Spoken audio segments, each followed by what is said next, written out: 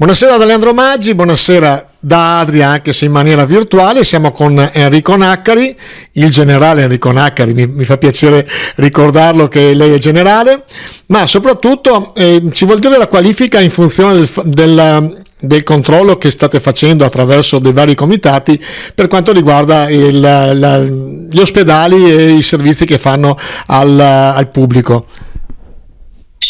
Sì, intanto buonasera a tutti, buonasera Leandro e grazie per avermi chiamato e invitato a dire due parole in merito alla sanità pubblica polesana che ancora giace in pessime condizioni.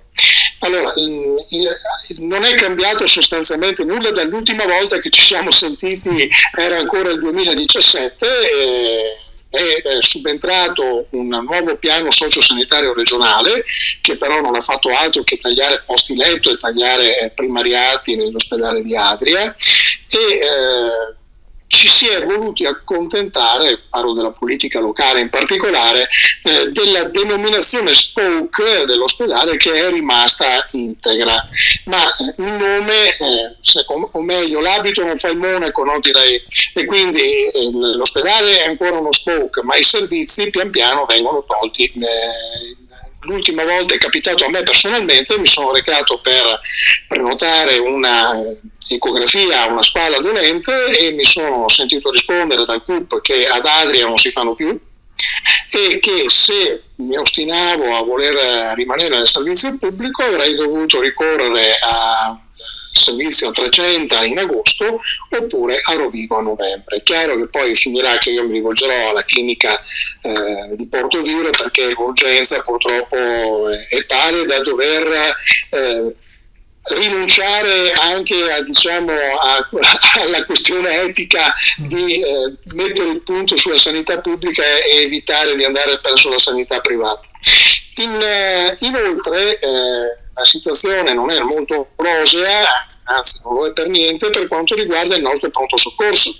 Il nostro pronto soccorso è sostanzialmente gestito attraverso una cooperativa privata, la Global Medica, che mi risulta ne gestisce anche altre posizioni anche in altre regioni. Ha fatto sapere alla nostra ULSS che non è in grado di fornire il medico nel periodo del 31 dicembre al 29 gennaio e la ULSS ovviamente non è in grado di sopperire a questa carenza perché il personale abilitato agli interventi pre-ospedalieri è insufficiente. Cosa succede a questo punto? Che la ULSS ha dovuto, rimodulare il suo dispositivo e in questo modo si appoggia alla medicalizzata di Portoviro per tutte quelle che sono le zone prossimali a Portoviro, si appoggia alla medicalizzata di Rovigo per quanto riguarda appunto le zone limitrofe a Rovigo e Cavarzere, su cui il nostro pronto soccorso ha competenza nonostante appartenga a un'altra ULSS, per i codici rossi dovrà rivolgersi alla medicalizzata di Mestre. Quindi come vedi la situazione non è assolutamente rosea e soprattutto seppur nell'ambito della regione la sanità pubblica ha problemi generalizzati, qui ai confini dell'impero questi problemi sono amplificati da una situazione pregressa e da una politica locale che spesso e volentieri fa orecchie da mercante, latita o si accontenta di risultati solo di facciata.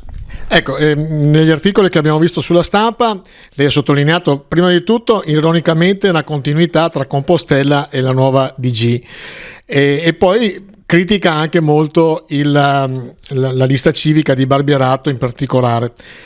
Quale appunto vuole fare a questi due attori? Ma in realtà il Signorato praticamente sta muovendosi sulla linea di Compostela. Quindi Compostela era un fedele esecutore dei piani sociosanitari regionali e la Signorato non ha cambiato di una virgola, ha dato garanzie durante il Consiglio Comunale di Adria del 10 ottobre, ma credo che queste garanzie si limitino al fatto che la struttura ospedaliera non chiude. Quello che c'è dentro poi quella struttura è tutto un altro discorso. In realtà intendo precisare che nell'articolo che è comparso sulla Voce è il giornalista che ha aggiunto le critiche al movimento civico. Io sul mio articolo non li ho citati perché in questo specifico caso non avevo motivo per citarli.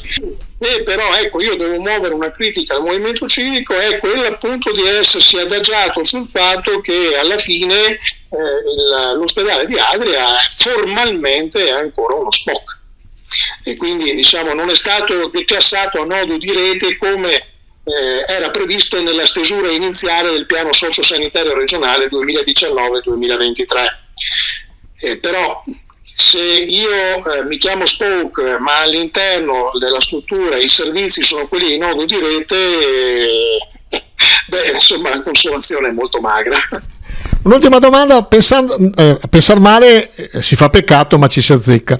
C'è secondo lei questo obiettivo di spostare tutto verso la sanità privata, in particolar modo in Veneto, o è solo un'impressione di malpensante?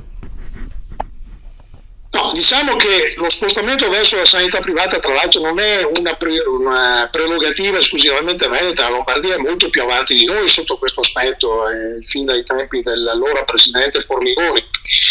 Noi stiamo correndo pian piano dietro alla Lombardia e lo stanno dimostrando i provvedimenti presi appunto con i piani sociosanitari regionali. Ci è stato raccontato che tutto quello che succedeva dentro gli ospedali sarebbe stato comunque in qualche modo diciamo sorretto, ecco, dalla medicina territoriale. La medicina territoriale però francamente non è partita, anzi la medicina territoriale è in crisi. Fa parte della medicina territoriale anche il medico di base. Penso che tu da giornalista ti sia reso conto che spesso e volentieri ci sono territori in cui nel momento in cui va in pensione il medico di base il territorio entra in profonda crisi perché non c'è il sostituto. Quindi è un discorso, quindi tanti parlano della pandemia, ma la pandemia, per quanto abbia inciso sulla sanità pubblica, e permettimi di fare una piccola digressione dicendo che ringrazio tutti gli operatori sanitari, medici, infermieri, anche le persone che fanno le pulizie e portano da mangiare, perché io l'ho vissuta in prima persona, lo sai, devo dire sono meravigliosi. Un altro paio di maniche è la dirigenza, che in questo caso ha tante responsabilità.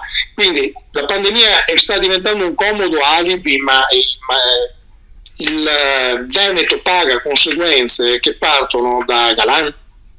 Parliamoci chiaro, oggi ci sono delle responsabilità anche a livello nazionale, ovviamente, perché non dimentichiamoci che che c'è stato a un certo punto un governo D'Alema che ha voluto il numero chiuso nelle facoltà di medicina, ma bisogna anche ricordarsi che c'è un gap, per esempio, molto importante. Il Veneto, almeno gli ultimi dati che avevo io parlavano del 38% tra medici laureati e medici che vanno alla specializzazione, e questo gap dipende anche dal fatto che non si spende per specializzare, si tende a risparmiare, ed è ovvio che ne paghiamo poi ampiamente le conseguenze.